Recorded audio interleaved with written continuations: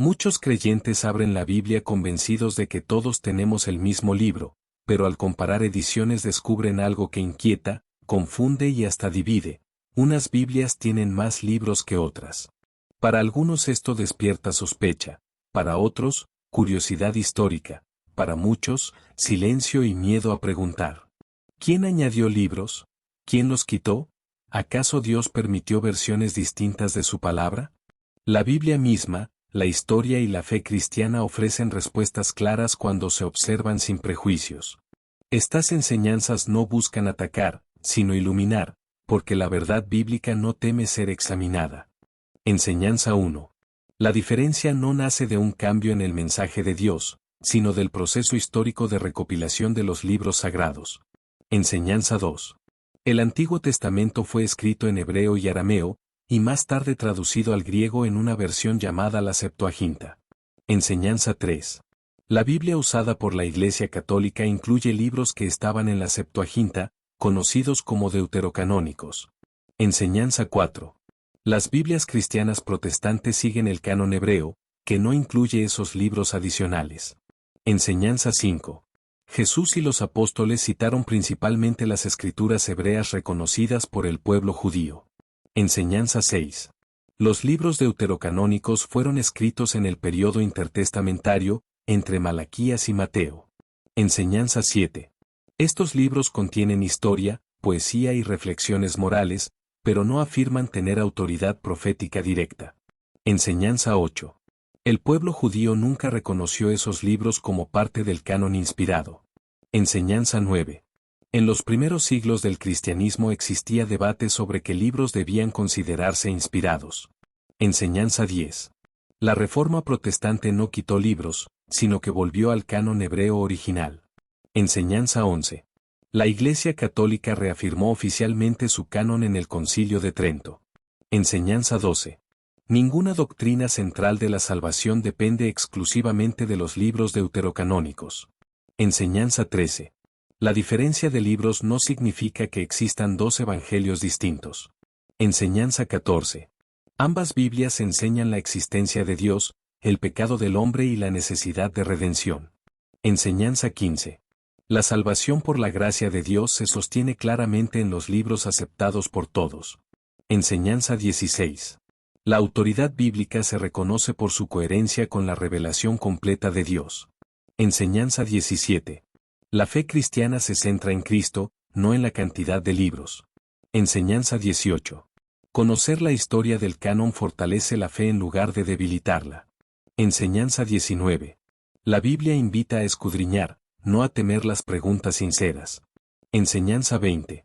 Dios permitió el proceso humano de recopilación, pero guardó intacto su mensaje esencial. Enseñanza 1. La diferencia entre las Biblias no surge porque Dios haya cambiado su mensaje, ni porque su voluntad haya sido alterada con el paso del tiempo. La Escritura afirma que Dios es el mismo ayer, hoy y por los siglos, y esa verdad se refleja en la coherencia del mensaje bíblico a lo largo de toda la historia. Lo que cambia no es la voz divina, sino el camino humano por el cual esa voz fue preservada, copiada, reunida y reconocida como sagrada por distintas comunidades de fe. Desde el inicio, Dios no entregó la Biblia como un solo libro encuadernado, sino como una revelación progresiva. Moisés escribió la ley, los profetas escribieron en distintos momentos históricos, y los salmos nacieron de experiencias espirituales concretas. Cada texto fue guardado, leído y transmitido por generaciones antes de formar parte de un conjunto más amplio. Este proceso tomó siglos y ocurrió en contextos culturales, políticos y lingüísticos muy diferentes. El pueblo de Israel fue el primer custodio de las Escrituras. Ellos recibieron, copiaron y protegieron los textos que consideraban inspirados por Dios. Para los judíos, la autoridad de un libro no dependía solo de su contenido, sino también de su origen profético y de su uso constante en la vida espiritual del pueblo. Por eso, el canon hebreo se formó con extremo cuidado y reverencia. Durante este largo proceso, no todos los escritos religiosos fueron considerados inspirados. Existieron muchos textos antiguos con valor histórico o espiritual, pero solo algunos fueron reconocidos como palabra de Dios. Esta distinción no se hizo de manera arbitraria, sino a través del consenso del pueblo creyente, guiado por criterios claros como la fidelidad a la revelación previa y la coherencia con el carácter de Dios. Cuando el pueblo judío fue dispersado y el idioma griego se volvió dominante, surgió la necesidad de traducir las Escrituras. Así nació la Septuaginta, una traducción al griego que incluyó otros escritos usados por comunidades judías fuera de Palestina. Esta recopilación más amplia explica por qué algunas Biblias posteriores contienen más libros, sin que eso implique que Dios haya añadido nuevas verdades. Es importante entender que una traducción o recopilación no equivale a una nueva revelación. Traducir es transmitir el mismo mensaje en otro idioma, y recopilar es reunir textos que ya existían. En ningún momento se presenta a Dios revelando doctrinas nuevas que contradigan las anteriores. El mensaje central permanece intacto. Dios crea, el hombre cae, Dios redime. En tiempos de Jesús, las Escrituras ya eran reconocidas y usadas en las sinagogas. Jesús citó la ley, los profetas y los salmos, confirmando la autoridad de esos textos. Nunca acusó a las Escrituras de estar incompletas ni anunció que se añadirían libros esenciales para la salvación.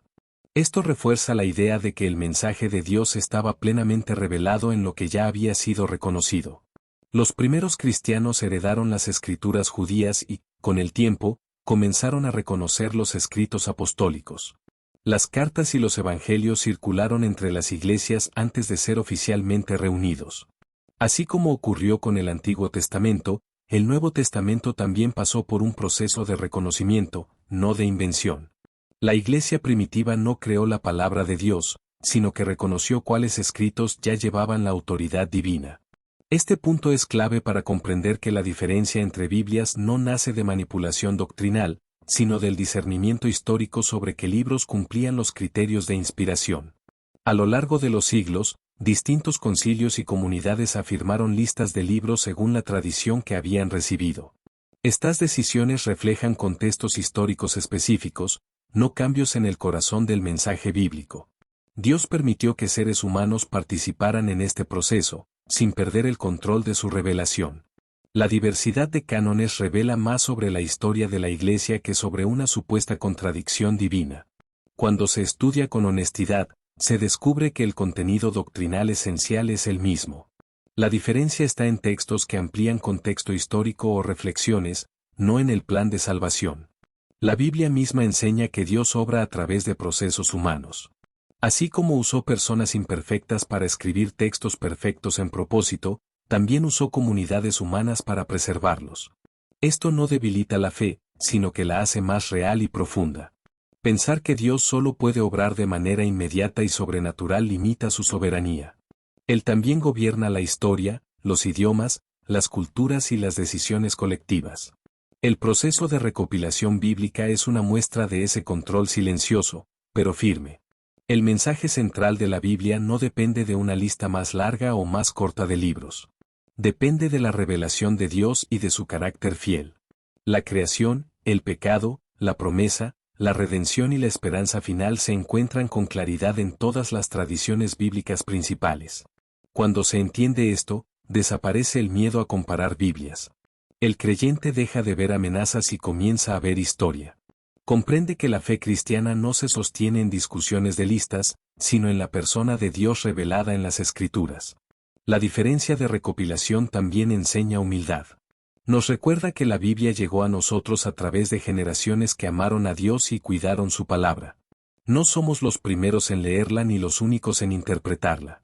Lejos de sembrar duda, este conocimiento fortalece la confianza en la Biblia. Saber que fue preservada a través de siglos de persecución, traducción y debate demuestra su valor incomparable frente a cualquier otro libro antiguo. Dios no necesita ocultar la historia de su palabra para proteger su autoridad. Al contrario, cuando se examina con verdad, esa historia confirma que Él ha guiado cada etapa del proceso sin perder su mensaje. Por eso, la diferencia entre Biblias no debe dividir, sino invitar a estudiar con mayor profundidad.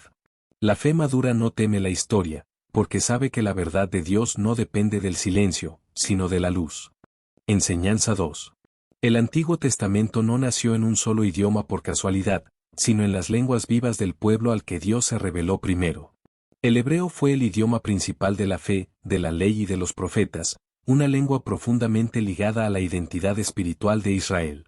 A través de ella, Dios comunicó pactos, advertencias, promesas y esperanza, usando palabras que conectaban directamente con la vida cotidiana del pueblo. El hebreo bíblico no era solo un medio de comunicación, sino un idioma cargado de significado espiritual. Muchas palabras hebreas tienen una riqueza que va más allá de una simple traducción literal. Conceptos como pacto, justicia, misericordia y fidelidad están profundamente entrelazados con la cultura y la experiencia del pueblo que escuchó primero la voz de Dios. Junto al hebreo, aparece el arameo como segundo idioma del Antiguo Testamento. Esto ocurrió especialmente en periodos de exilio y dominación extranjera, cuando el pueblo judío convivió con otras naciones. Algunos pasajes fueron escritos en arameo porque era la lengua común de la región, lo que permitía que el mensaje fuera entendido en contextos más amplios. El uso del arameo muestra que Dios no se limita a una sola lengua para comunicarse. Él habló en el idioma que su pueblo podía comprender en cada etapa de la historia. Esto revela un principio importante: la revelación divina busca ser entendida, no escondida en una lengua inaccesible. Con el paso del tiempo, el mundo antiguo experimentó un cambio cultural profundo. El griego se convirtió en el idioma dominante debido a la expansión del imperio helenístico.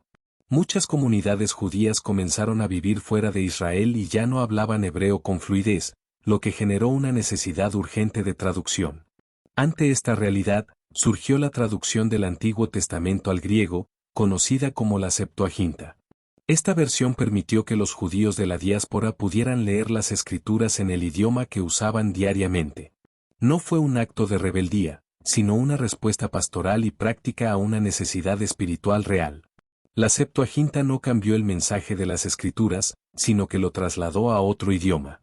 Traducir no es crear algo nuevo, sino expresar la misma verdad con palabras distintas. El propósito seguía siendo el mismo: que el pueblo conociera a Dios y viviera conforme a su voluntad. Esta traducción tuvo un impacto enorme en la historia bíblica. Muchos judíos comenzaron a familiarizarse más con la versión griega que con el texto hebreo original. Esto explica por qué, en tiempos posteriores, ciertas comunidades consideraban algunos libros adicionales como parte de su tradición de lectura. En la época de Jesús, el griego era ampliamente hablado en el mundo mediterráneo. Aunque Jesús hablaba arameo, las escrituras circulaban tanto en hebreo como en griego. Esto facilitó que el mensaje bíblico se difundiera rápidamente más allá de las fronteras de Israel. Los autores del Nuevo Testamento, al escribir en griego, citaron con frecuencia la Septuaginta. Esto demuestra que esta traducción era reconocida y respetada en el contexto de la Iglesia primitiva. Sin embargo, citar una traducción no equivale a redefinir el canon original. Es importante comprender que el idioma no determina la inspiración. Dios inspiró el mensaje, no una sola lengua exclusiva. Así como habló en hebreo y arameo, también permitió que su palabra fuera comunicada en griego para alcanzar a más personas. La existencia de distintas lenguas bíblicas revela la intención misionera de Dios desde el principio. Él nunca quiso que su revelación quedara encerrada en una sola cultura. Cada traducción fue una puerta abierta para que más corazones escucharan su voz. Algunas diferencias entre Biblias tienen su raíz precisamente en esta transición lingüística. Los libros incluidos en la Septuaginta reflejan el uso y la aceptación de ciertos escritos en comunidades específicas, no un cambio repentino en la doctrina divina. Cuando se estudia este proceso, se entiende que la traducción fue una herramienta, no una amenaza. El mensaje central del Antiguo Testamento permanece coherente tanto en hebreo como en griego. Dios sigue siendo creador, juez y redentor en todas las lenguas. Este hecho también enseña que la Biblia no cayó del cielo en un solo formato. Fue transmitida, copiada y traducida con cuidado a lo largo de generaciones. Cada paso estuvo marcado por la intención de preservar la revelación, no de distorsionarla. La Septuaginta ayudó a preparar el camino para la expansión del cristianismo. Al estar las escrituras en griego, el Evangelio pudo explicarse usando textos ya conocidos por el mundo gentil. Esto muestra la sabiduría divina actuando a través de la historia. Lejos de causar confusión, conocer los idiomas originales fortalece la confianza en la Biblia. Permite ver cómo Dios se adapta a los tiempos sin comprometer la verdad. Su mensaje es firme, aunque el idioma cambie. El estudio del hebreo, del arameo y del griego revela la profundidad del texto bíblico. Cada lengua aporta matices que enriquecen la comprensión, mostrando que la palabra de Dios es viva y rica en significado. Comprender la Septuaginta ayuda a entender por qué existen diferencias entre tradiciones bíblicas. No se trata de versiones rivales, sino de caminos históricos distintos que transmitieron la misma revelación fundamental. Cuando el creyente entiende este proceso, deja de ver las traducciones como una amenaza. Empieza a verlas como un testimonio del deseo de Dios de ser conocido por todas las naciones, en toda lengua y en todo tiempo. Así, la historia lingüística del Antiguo Testamento confirma una verdad poderosa: Dios habló de manera clara, permitió que su palabra viajara entre idiomas, y cuidó que su mensaje esencial permaneciera intacto para cada generación. Enseñanza 3. La Biblia usada por la Iglesia Católica incluye libros que históricamente formaron parte de la Septuaginta, una antigua traducción al griego del Antiguo Testamento. Estos escritos recibieron el nombre de deuterocanónicos, no porque fueran considerados inferiores, sino porque su reconocimiento se dio en una etapa posterior del proceso de formación del canon. Comprender este punto exige mirar la historia con calma y sin prejuicios, entendiendo que la fe caminó junto al tiempo y la cultura. Los libros deuterocanónicos surgieron en un periodo de gran agitación para el pueblo judío. Fue una etapa marcada por dominación extranjera, persecuciones y preguntas profundas sobre la fidelidad de Dios. En ese contexto, estos escritos ofrecieron consuelo, reflexión moral y esperanza, conectando la fe antigua con una realidad cambiante. No nacieron en el vacío, sino en medio de una crisis espiritual real. La Septuaginta fue ampliamente usada por comunidades judías que vivían fuera de la tierra de Israel. Estas comunidades, conocidas como la diáspora, ya no hablaban hebreo con fluidez y encontraron en el griego un puente para mantener viva su fe. Los libros deuterocanónicos formaban parte de esa colección leída, enseñada y valorada en la vida religiosa cotidiana. Cuando el cristianismo comenzó a expandirse, heredó las escrituras tal como eran leídas en muchas de esas comunidades. La iglesia primitiva, especialmente en regiones de habla griega, conoció la Biblia a través de la Septuaginta. Esto explica por qué ciertos escritos fueron aceptados y usados desde temprano en la enseñanza y la liturgia cristiana. Es importante notar que estos libros no aparecieron de repente ni fueron añadidos sin criterio. Su inclusión respondió a un uso prolongado y a una tradición viva. Para la Iglesia Católica, la autoridad de estos textos se apoyó en su lectura constante y en su coherencia con la fe recibida de generaciones anteriores. El término deuterocanónico no significa oculto ni falso. Significa reconocido en un segundo momento, después de un proceso de discernimiento. Esta distinción muestra que la formación del canon no fue un acto instantáneo, sino una reflexión profunda sobre qué textos edificaban la fe del pueblo. Estos libros aportan relatos históricos que ayudan a comprender mejor el periodo entre los profetas y la llegada de Jesús. También contienen enseñanzas morales y oraciones que reflejan una espiritualidad intensa. Aunque no añaden nuevas doctrinas fundamentales, amplían el contexto histórico y espiritual del pueblo creyente.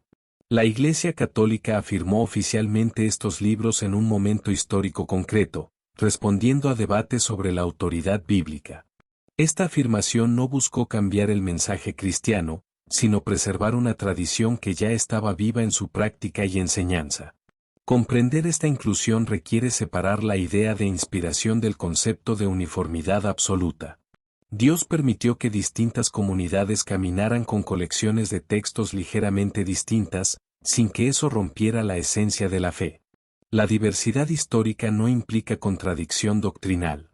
Los libros deuterocanónicos nunca fueron considerados un nuevo evangelio ni una revelación distinta.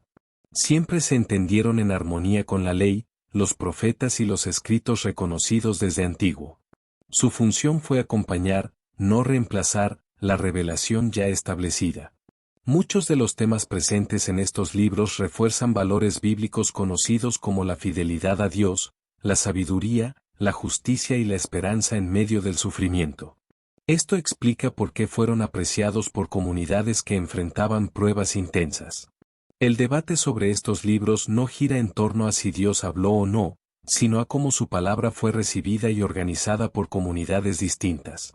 La Iglesia Católica entendió que estos textos formaban parte de su herencia espiritual y decidió conservarlos. Lejos de ser una imposición tardía, la inclusión de los deuterocanónicos refleja una continuidad histórica.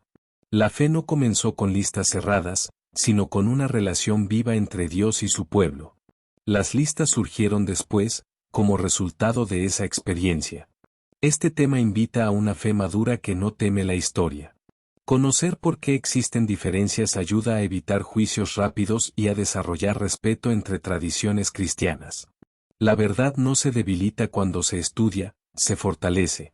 Los libros deuterocanónicos también muestran cómo la fe respondió a contextos políticos y culturales complejos. Revelan un pueblo que lucha por mantenerse fiel cuando no hay profetas reconocidos y cuando el silencio parece dominar. La Iglesia Católica vio en estos textos una voz que conectaba el Antiguo Testamento con el tiempo de Cristo. No como una nueva revelación, sino como un puente histórico y espiritual que ayudaba a comprender mejor el camino recorrido. Entender esta enseñanza permite ver que la Biblia no fue manipulada, sino transmitida. Las diferencias reflejan caminos históricos distintos, no intenciones ocultas.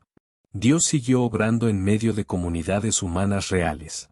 Cuando se observa el panorama completo, se descubre que la fe cristiana no depende de estos libros para sostener su núcleo.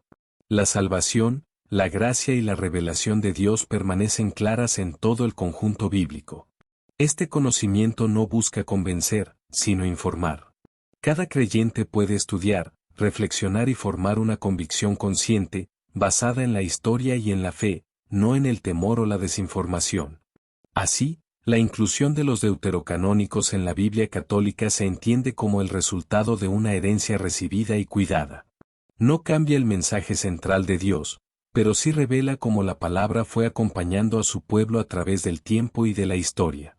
Enseñanza 4. Las Biblias cristianas protestantes siguen el canon hebreo porque consideran que ese fue el conjunto de libros reconocido originalmente por el pueblo judío como escritura inspirada. Esta decisión no surge de un rechazo automático a otros escritos antiguos, sino de una convicción histórica y teológica sobre cuál fue la base textual que Jesús y los primeros creyentes heredaron. Entender esto ayuda a ver que no se trata de una exclusión caprichosa, sino de una fidelidad a una tradición más antigua. El canon hebreo se formó dentro del propio pueblo de Israel, que fue el primer receptor de la revelación del Antiguo Testamento. Para los judíos, un libro debía cumplir criterios muy claros para ser considerado inspirado. Debía tener origen profético, coherencia con la ley dada a Moisés y aceptación continua dentro de la vida espiritual del pueblo. Estos criterios marcaron profundamente la manera en que se reconocieron los libros sagrados.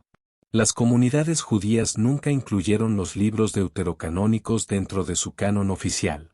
Aunque algunos de esos escritos eran conocidos y leídos, no fueron considerados parte de la escritura inspirada.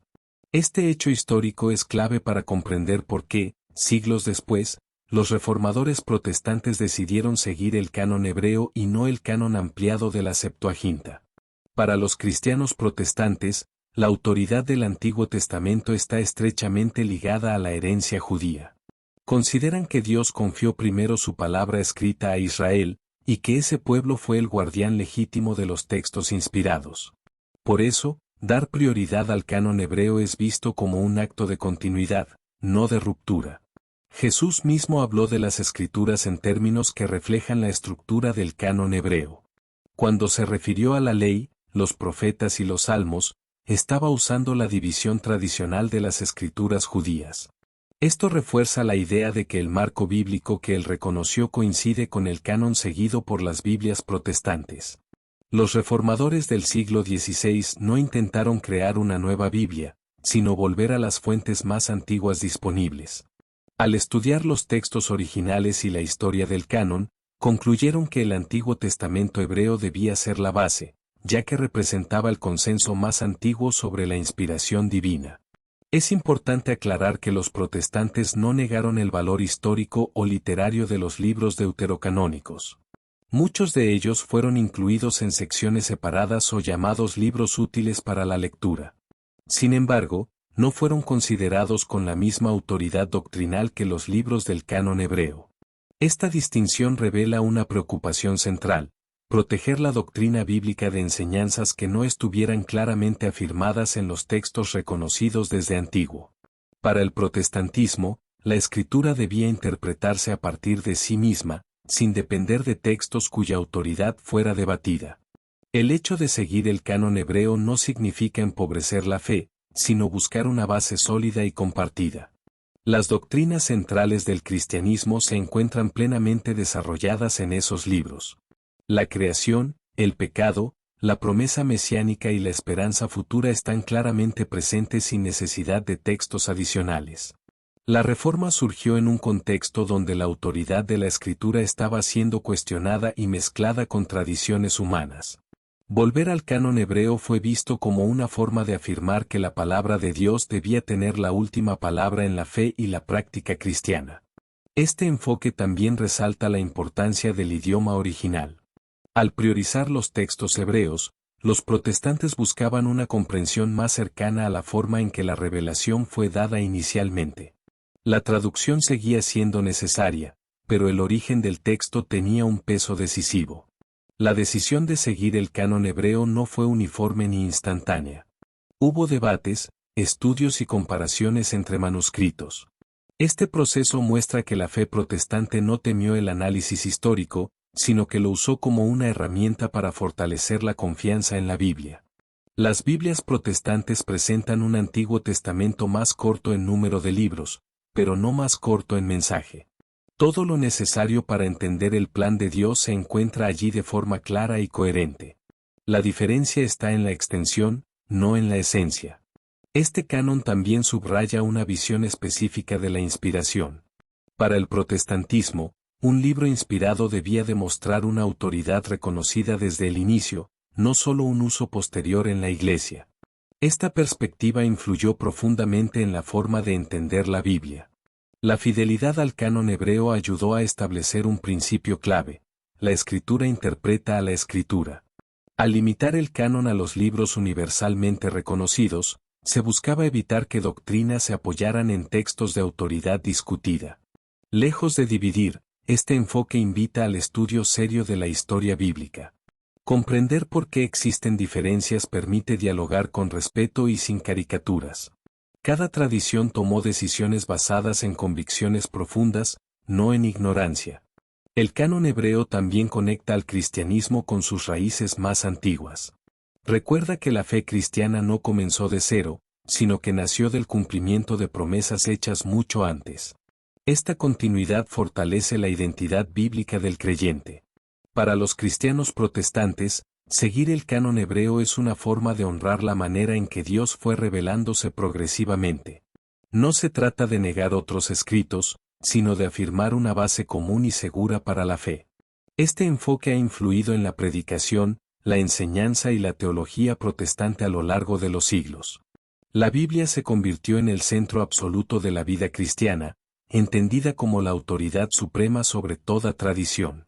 Al final, la elección del canon hebreo refleja una confianza en que Dios cuidó su palabra desde el principio. Aunque el proceso histórico fue complejo, el mensaje esencial fue preservado con claridad para todas las generaciones. Así, las Biblias protestantes no siguen un canon reducido, sino un canon antiguo. Uno que conecta directamente con el pueblo que recibió primero la revelación y con el marco de escrituras que Jesús mismo reconoció y afirmó. Enseñanza 5. Jesús vivió y enseñó dentro de un contexto judío profundamente arraigado en las escrituras hebreas. Desde niño fue instruido en la ley, escuchó la lectura de los profetas en la sinagoga y memorizó los salmos que formaban parte de la vida espiritual del pueblo. Cuando hablaba de Dios, del pecado o del reino, lo hacía apoyándose en textos que el pueblo judío reconocía claramente como palabra de Dios. Cada vez que Jesús fue confrontado con preguntas difíciles, tentaciones o acusaciones, respondió citando las escrituras hebreas. En el desierto, frente a la tentación, no recurrió a nuevas revelaciones ni a escritos recientes, sino a palabras escritas siglos antes en la ley. Esto muestra que él reconocía la autoridad plena de esos textos y los consideraba suficientes para afirmar la verdad divina. Cuando Jesús enseñaba en las sinagogas, abría los rollos sagrados que contenían la ley y los profetas. Allí leía y explicaba pasajes que todos reconocían como inspirados. Su autoridad no se basaba en introducir libros nuevos, sino en mostrar el verdadero sentido de las escrituras que ya existían y eran aceptadas por el pueblo. Jesús habló de las escrituras como un conjunto definido. Se refirió a ellas como la ley, los profetas y los salmos, una división que corresponde directamente al canon hebreo. Esta forma de hablar no fue casual, sino reflejo de la estructura bíblica que los judíos conocían y respetaban desde hacía generaciones. En ninguna enseñanza registrada se ve a Jesús citando de manera directa los libros deuterocanónicos como autoridad doctrinal. Esto no significa que negara su existencia, sino que, para fundamentar la verdad espiritual, siempre recurrió a los textos reconocidos oficialmente como escritura por el pueblo judío. Los apóstoles siguieron el mismo patrón. Al predicar, enseñar y escribir, utilizaron constantemente pasajes del Antiguo Testamento hebreo. Sus argumentos sobre Jesús como Mesías se construyeron sobre la ley, los profetas y los salmos, mostrando continuidad entre la fe de Israel y la fe cristiana. Cuando los apóstoles explicaban la muerte y resurrección de Jesús, citaban profecías claramente reconocidas por el judaísmo. Esto era crucial para convencer tanto a judíos como a gentiles temerosos de Dios, ya que se apoyaban en textos con autoridad indiscutida. El uso constante de las escrituras hebreas revela que los apóstoles no intentaron redefinir el canon. Su misión no fue reorganizar los libros sagrados, sino anunciar que lo prometido en ellos se había cumplido en Cristo. La autoridad residía en lo que ya había sido revelado. La iglesia primitiva heredó esta manera de entender la escritura. En sus primeras reuniones, leían los textos hebreos y los relacionaban con la vida y obra de Jesús. La fe cristiana nació como una continuación, no como una ruptura con las escrituras judías. Este enfoque también protegió la enseñanza cristiana de desviaciones. Al apoyarse en textos reconocidos desde antiguo, los apóstoles podían discernir entre verdad y error. La escritura hebrea funcionó como una base firme frente a interpretaciones humanas o ideas ajenas al mensaje de Dios. Jesús mismo afirmó que las escrituras no podían ser quebrantadas. Con esta declaración, confirmó su confianza absoluta en la autoridad y coherencia del texto sagrado reconocido por el pueblo judío. Para él, la escritura era palabra viva y vigente. Cuando reprendió a los líderes religiosos, no lo hizo por usar las escrituras, sino por interpretarlas mal. Esto demuestra que el problema nunca fue el canon, sino el corazón humano. Las escrituras hebreas seguían siendo el estándar divino para evaluar la verdad. Los apóstoles escribieron sus cartas con la misma mentalidad. Cada exhortación, corrección o enseñanza doctrinal se apoyaba en lo que ya estaba escrito. Así mostraban que el Evangelio no era una invención nueva, sino el cumplimiento de una historia antigua. El uso predominante del canon hebreo también revela una profunda reverencia por la revelación recibida. Jesús y los apóstoles no actuaron como si tuvieran autoridad para alterar la palabra de Dios, sino como servidores fieles de ella. Este hecho histórico influyó directamente en la forma en que los cristianos posteriores entendieron el Antiguo Testamento.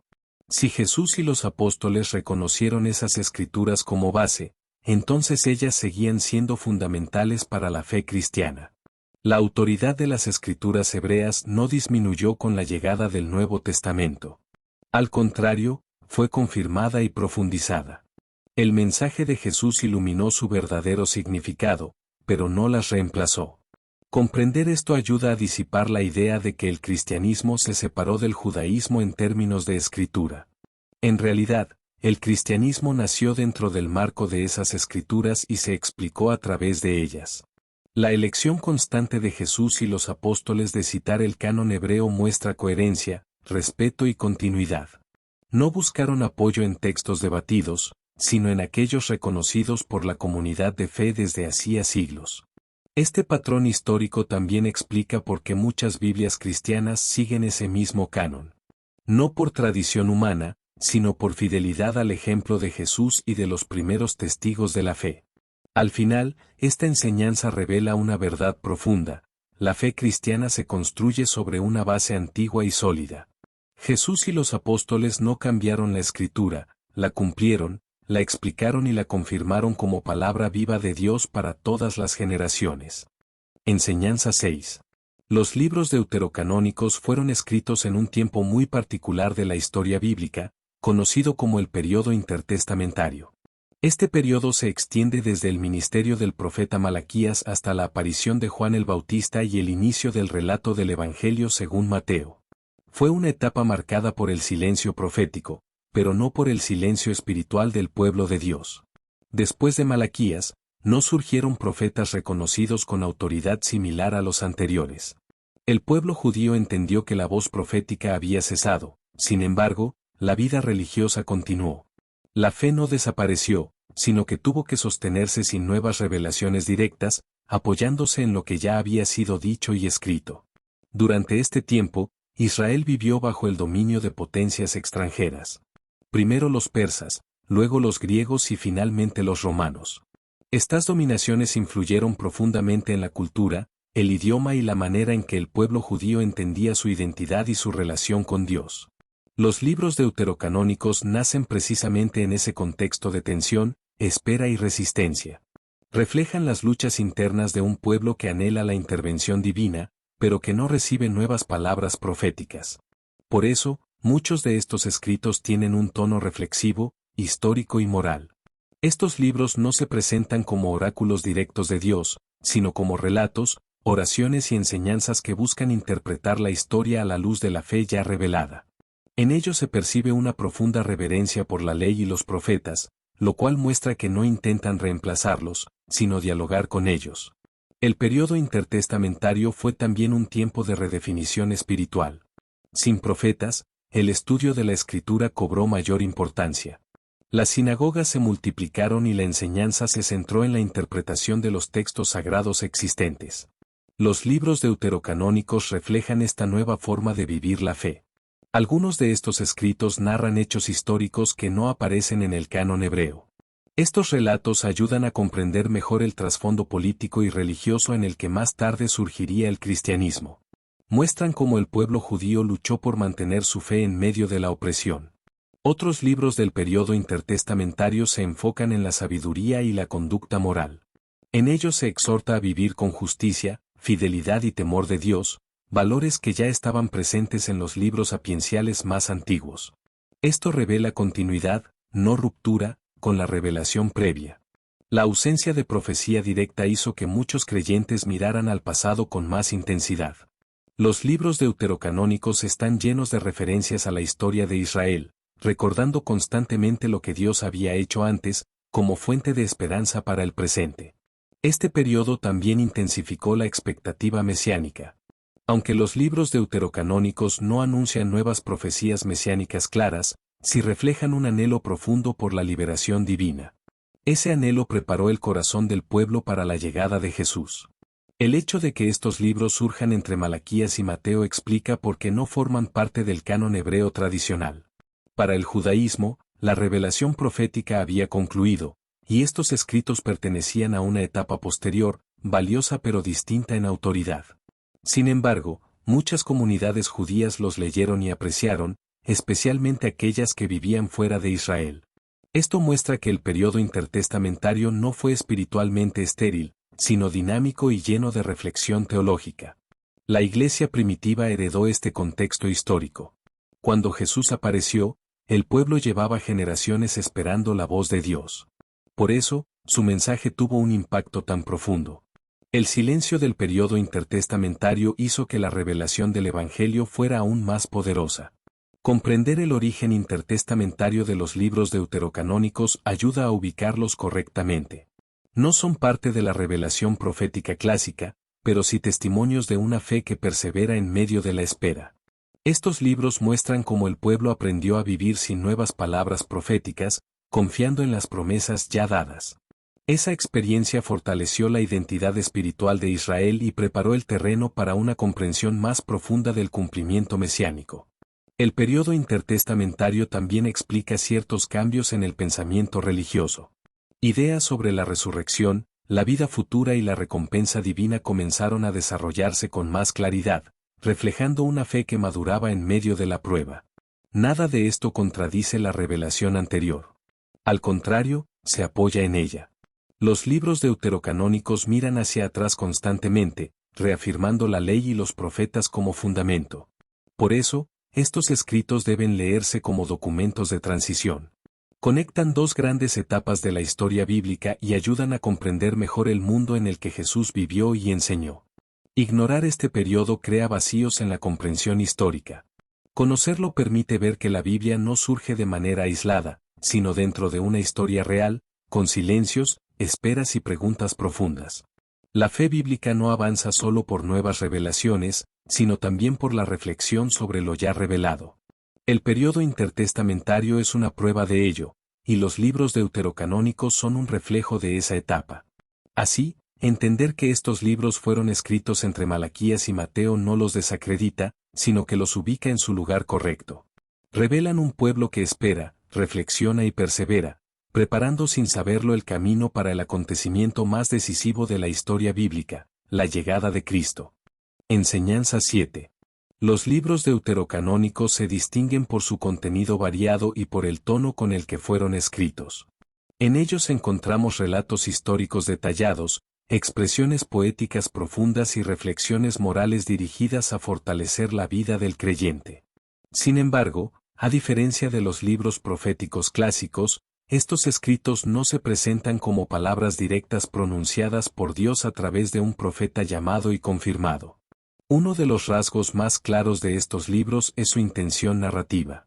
Muchos de ellos buscan preservar la memoria histórica del pueblo judío en tiempos de crisis, persecución y dominación extranjera. Relatan hechos concretos con un propósito educativo y espiritual, ayudando a las generaciones posteriores a no olvidar su identidad ni su fe. La historia que contienen no pretende revelar nuevos pactos ni anunciar juicios divinos futuros. Su enfoque está en interpretar los acontecimientos pasados a la luz de la fe ya revelada. Esto los diferencia claramente de los libros proféticos, donde Dios habla directamente y declara su voluntad con autoridad divina explícita. En el aspecto poético, estos libros expresan el sentir del pueblo en medio de la adversidad. A través de himnos, oraciones y lamentos, reflejan emociones humanas profundas como el miedo, la esperanza, la gratitud y la perseverancia. Esta poesía no busca imponer doctrina, sino acompañar espiritualmente al creyente en su caminar. Las reflexiones morales presentes en estos escritos enfatizan valores ya conocidos en la revelación bíblica. Hablan de la fidelidad a Dios, la importancia de la justicia, la sabiduría en la toma de decisiones y la recompensa de una vida recta. Todo esto se desarrolla sin afirmar que provenga de una revelación profética nueva. Una diferencia fundamental es que los autores de estos libros no declaran haber recibido visiones divinas ni mensajes directos de Dios. No encontramos fórmulas proféticas clásicas que indiquen una comunicación directa desde lo alto. En su lugar, vemos hombres reflexionando sobre la fe desde su experiencia histórica. Este detalle es clave para comprender por qué estos libros fueron valorados de manera distinta dentro del canon bíblico. La autoridad profética, en el contexto hebreo, estaba vinculada a un llamado claro y a una confirmación reconocida por el pueblo. Los deuterocanónicos no reclaman ese tipo de autoridad. Aún así, su valor espiritual no debe subestimarse. Estos escritos muestran cómo la fe se vive cuando no hay profetas activos. Enseñan cómo el pueblo aprendió a sostenerse espiritualmente apoyándose en la ley y en las promesas ya dadas. La ausencia de autoridad profética directa también explica por qué estos libros se centran más en la interpretación que en la proclamación. No anuncian el futuro en nombre de Dios, sino que ayudan a comprender el presente a la luz del pasado sagrado. En este sentido, funcionan como una literatura de reflexión. Son el fruto de una comunidad creyente que medita sobre su historia y busca respuestas dentro del marco de la revelación ya establecida. Esto los hace diferentes en naturaleza, aunque no necesariamente en utilidad espiritual. La poesía contenida en estos libros también cumple una función pedagógica. A través del lenguaje artístico, se transmiten enseñanzas que apelan al corazón y a la conciencia. No se impone la verdad, se invita a reflexionarla y vivirla. Las enseñanzas morales que ofrecen no contradicen las escrituras hebreas reconocidas. Al contrario, las refuerzan y las aplican a situaciones nuevas. Esto demuestra que los autores tenían un profundo respeto por la revelación previa y no intentaban superarla. Comprender este punto ayuda a evitar confusiones. No todos los escritos religiosos antiguos fueron concebidos para tener la misma autoridad. Algunos fueron pensados para enseñar, otros para consolar y otros para preservar la memoria colectiva. El pueblo judío supo distinguir entre estos niveles de autoridad. Por eso, aunque algunos textos eran leídos y apreciados, no todos eran considerados inspirados de la misma manera que la ley o los profetas. La Iglesia cristiana heredó esta complejidad histórica. Las distintas tradiciones evaluaron estos libros según su contenido, su uso y su relación con la revelación profética. La falta de reclamo profético directo fue un criterio determinante para muchos. Esto no significa que los libros deuterocanónicos carezcan de verdad o de valor espiritual. Significa que cumplen una función distinta dentro de la historia de la fe. Son testigos de una etapa, no pilares de una nueva revelación. La Biblia misma contiene distintos géneros literarios, y cada uno debe leerse según su propósito. Leer historia como profecía o reflexión moral como mandato divino puede llevar a interpretaciones incorrectas. Cuando se respetan estos géneros, se aprecia mejor la riqueza del texto bíblico y de su entorno histórico. Los libros deuterocanónicos enriquecen la comprensión del contexto, sin alterar el mensaje central de la fe. Esta enseñanza invita a una lectura responsable y madura. Reconocer que un texto no afirma autoridad profética directa no lo descarta, pero sí lo ubica correctamente dentro del conjunto de la literatura bíblica antigua. Al final, estos libros muestran que la fe no solo se sostiene por profecías, sino también por la memoria, la reflexión y la sabiduría.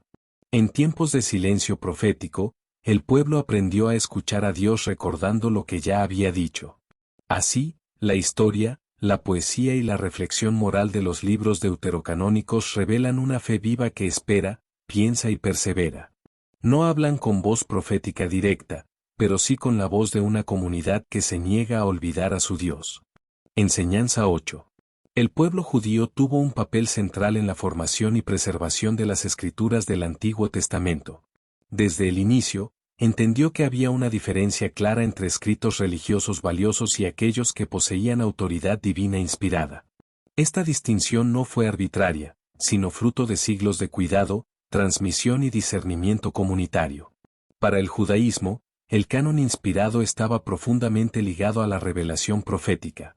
Un libro debía tener un origen claro en un profeta reconocido o en un periodo donde la voz de Dios era considerada activa y directa.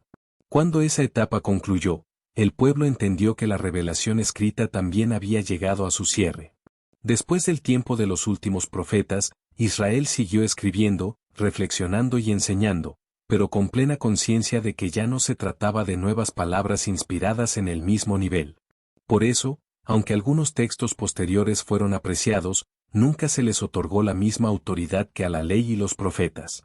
Las comunidades judías conservaron cuidadosamente los libros que formaban parte del canon hebreo. Estos textos eran copiados con extremo respeto, leídos públicamente en las sinagogas y enseñados como palabra de Dios. Esa práctica constante reforzó la convicción colectiva sobre cuáles libros eran verdaderamente inspirados. Los escritos que hoy se conocen como deuterocanónicos circularon en algunos contextos judíos, especialmente fuera de la tierra de Israel. Sin embargo, su uso no implicó reconocimiento canónico. Eran leídos como literatura edificante, no como escritura con autoridad divina final. Los líderes religiosos judíos fueron muy cuidadosos en no confundir devoción con inspiración. Sabían que un texto podía ser piadoso, sabio o histórico sin ser necesariamente palabra de Dios en sentido estricto. Esta claridad evitó que el canon se expandiera sin control. El judaísmo también valoraba la continuidad histórica. Los libros inspirados debían estar conectados con la historia sagrada de Israel, desde Moisés hasta los profetas reconocidos. Los escritos posteriores, aunque útiles, pertenecían a una etapa distinta. Esta postura se mantuvo firme incluso en tiempos de gran presión cultural. A pesar de la influencia griega y romana, el pueblo judío no modificó su canon para adaptarse a nuevas realidades. La fidelidad a la revelación recibida fue más importante que la aceptación cultural. Las discusiones rabínicas posteriores confirmaron esta visión. Al reflexionar sobre las escrituras, los maestros judíos reafirmaron los límites del canon, distinguiendo claramente entre textos inspirados y otros escritos religiosos.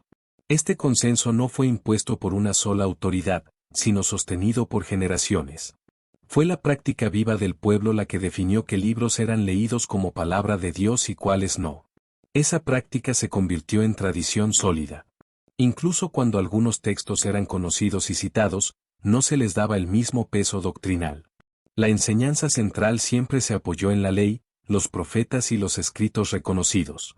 Allí estaba la base de la fe judía. La ausencia de reconocimiento canónico no implicó rechazo total.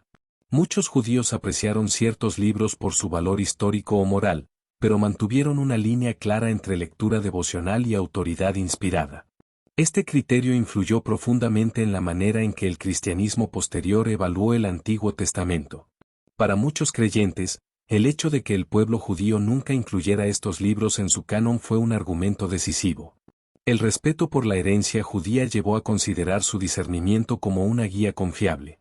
Si ellos fueron los primeros custodios de la palabra, su testimonio sobre el canon tenía un peso significativo. Comprender esta postura ayuda a eliminar malentendidos. No se trata de negar valor espiritual, sino de reconocer niveles de autoridad distintos. El pueblo judío fue consistente en esta distinción a lo largo del tiempo. La claridad del judaísmo en este punto evitó confusión doctrinal. Al mantener un canon definido, protegió la enseñanza central de interpretaciones basadas en textos de autoridad debatida. Este enfoque también revela una profunda reverencia por Dios. No se atrevieron a llamar inspirada a una palabra que Dios no había declarado como tal. Prefirieron la prudencia antes que la expansión indebida. La historia muestra que esta decisión no fue producto del miedo, sino de la fidelidad. El pueblo judío entendió que la revelación no debía ser ampliada por iniciativa humana. Esta postura se mantuvo incluso cuando otras comunidades adoptaron colecciones más amplias. Israel permaneció firme en su convicción, consciente de su responsabilidad como guardián de la palabra. El silencio profético posterior reforzó esta idea. Sin una voz clara de Dios, no había razón para añadir nuevos libros al canon inspirado. La revelación ya había sido dada. Al final, el hecho de que el pueblo judío nunca reconociera los libros deuterocanónicos como parte del canon inspirado es una pieza clave para entender las diferencias entre Biblias. No habla de desprecio, sino de discernimiento histórico y espiritual.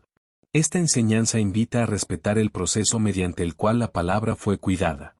Reconocer la postura judía es reconocer la raíz misma de la fe bíblica y comprender que la autoridad de la Escritura fue definida con reverencia, paciencia y profundo temor de Dios. Enseñanza 9. En los primeros siglos del cristianismo, la fe creció en medio de un mundo diverso, con comunidades dispersas y contextos culturales distintos. En ese escenario, no existía todavía una lista única y universalmente aceptada de libros inspirados. Los creyentes heredaron las escrituras judías y, al mismo tiempo, comenzaron a circular nuevos escritos relacionados con la vida y enseñanzas de Jesús. La iglesia primitiva no nació con un canon cerrado en sus manos. Nació con la predicación apostólica, con testigos oculares y con comunidades que compartían cartas, relatos y enseñanzas. Por eso, el discernimiento sobre qué escritos debían considerarse inspirados fue un proceso gradual y profundamente reflexivo. Algunas iglesias usaban ciertos textos con regularidad, mientras que otras no los conocían o los usaban poco. Esta diversidad generó preguntas legítimas sobre autoridad, autenticidad y fidelidad al mensaje recibido de los apóstoles. El debate no era señal de caos, sino de responsabilidad espiritual. Uno de los criterios más importantes fue el origen apostólico. Los escritos debían estar conectados directamente con los apóstoles o con sus colaboradores cercanos. La Iglesia entendía que la autoridad espiritual provenía del testimonio de quienes habían caminado con Jesús o habían sido enviados por él. Otro criterio clave fue la coherencia doctrinal. Un libro no podía contradecir la enseñanza ya reconocida como verdadera dentro de la fe cristiana. Si un texto presentaba ideas ajenas o contrarias al mensaje recibido, era puesto en duda, aunque fuera popular en algunas comunidades. El uso continuo en la vida de la Iglesia también fue determinante. Los libros que eran leídos en las reuniones, enseñados a los nuevos creyentes y usados en la adoración ganaban reconocimiento. La inspiración no se decidía solo en teoría, sino en la práctica viva de la fe. Durante estos primeros siglos, circularon muchos escritos cristianos. Algunos eran edificantes, otros devocionales y otros claramente especulativos. La Iglesia tuvo que aprender a distinguir entre lo útil y lo inspirado, entre lo piadoso y lo normativo. Este proceso generó debates sinceros y, en ocasiones, intensos. No todos los líderes pensaban igual ni al mismo tiempo. Sin embargo, el objetivo común era preservar la fidelidad al mensaje de Cristo y evitar que enseñanzas ajenas se infiltraran en la fe.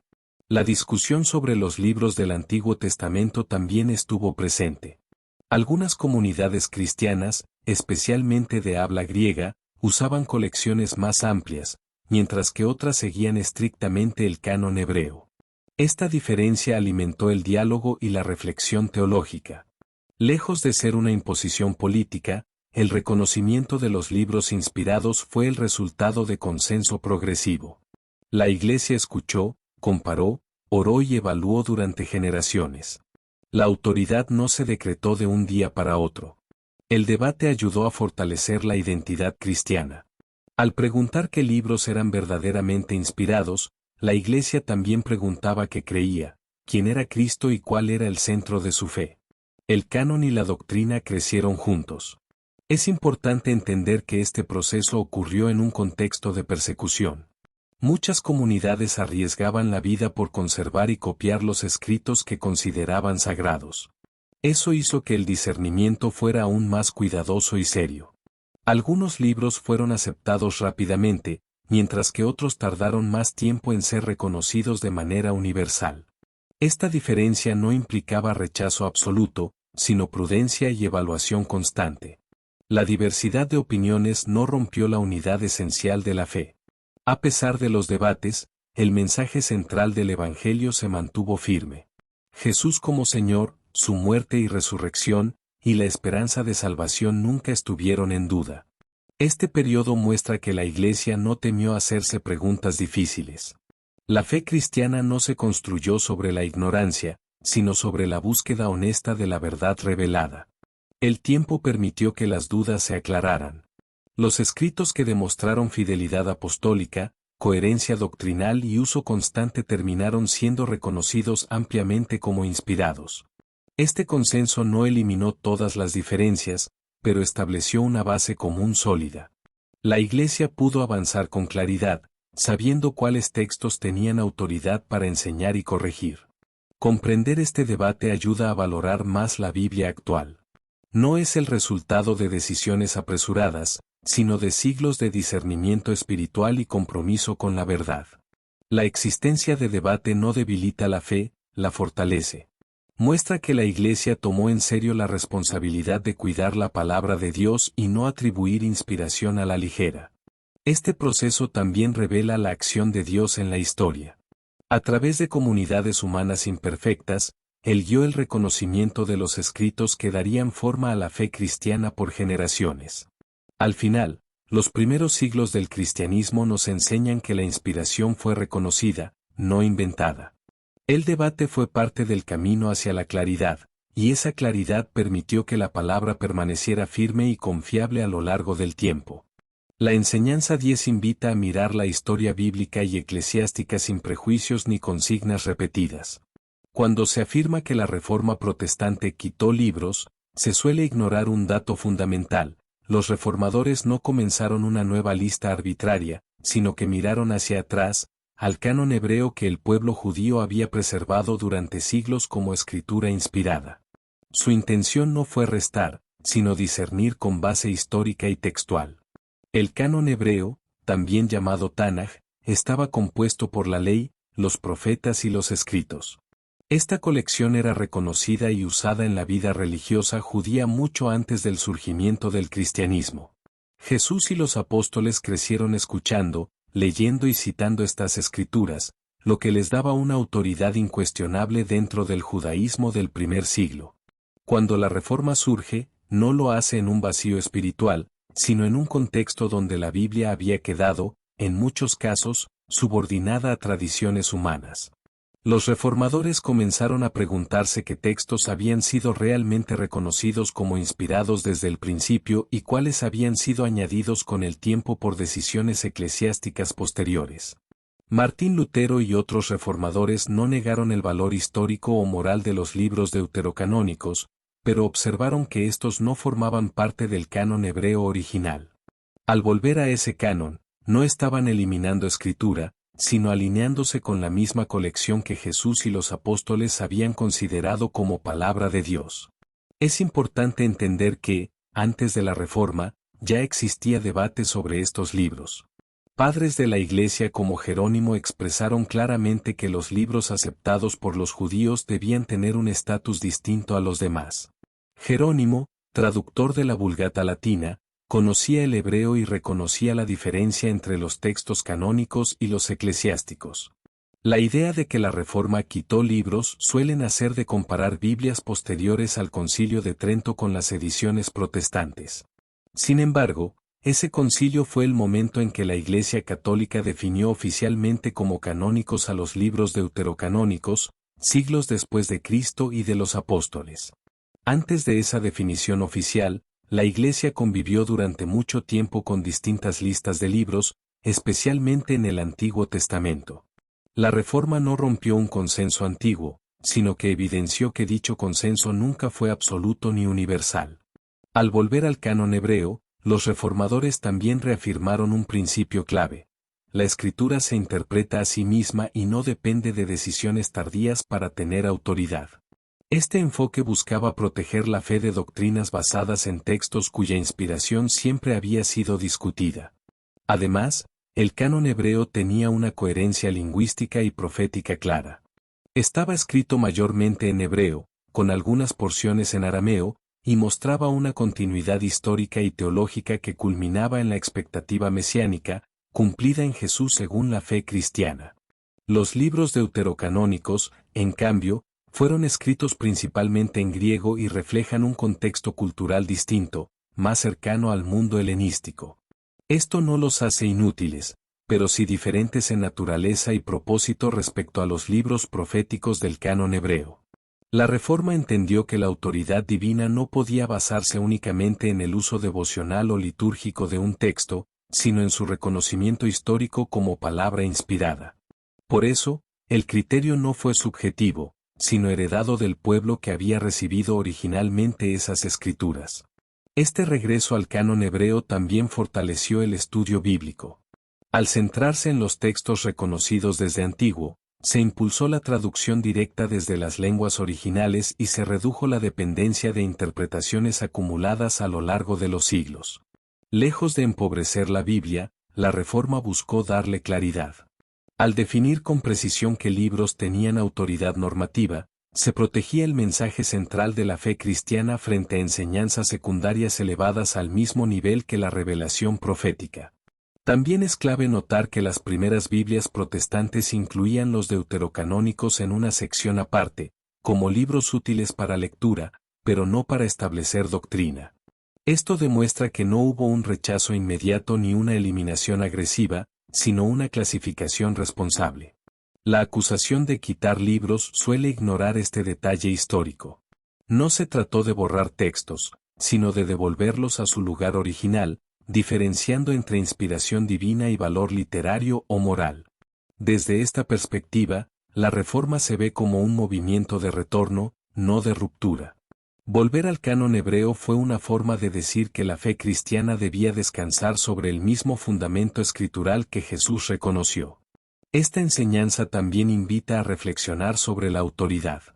Si Jesús validó las escrituras hebreas y nunca citó los deuterocanónicos como palabra profética, eso pesa más que cualquier decisión conciliar posterior para quienes buscan seguir su ejemplo. En última instancia, la enseñanza 10 no trata de polémica, sino de coherencia histórica y fidelidad bíblica. La Reforma protestante no empobreció la Biblia, sino que buscó alinearla con sus raíces más antiguas y sólidas.